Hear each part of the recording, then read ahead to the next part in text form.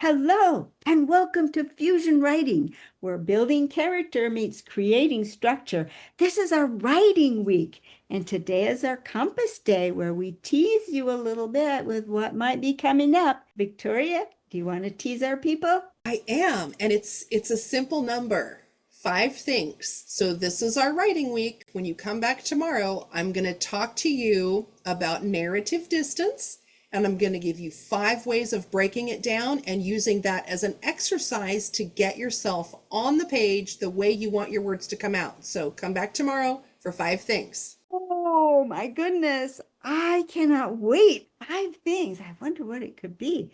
5 levels of narrative distance, 5 other things. I can't imagine. Well, 3 guesses what we're talking about. We're talking about courtesy. That's what we talk about this whole month. But boy, oh boy, when you come back tomorrow for our writing assignment, you're going to find out what we're going to be talking about with courtesy and how you might be able to use courtesy in a story to help things move your story along. So come on back tomorrow. See you then. Bye-bye.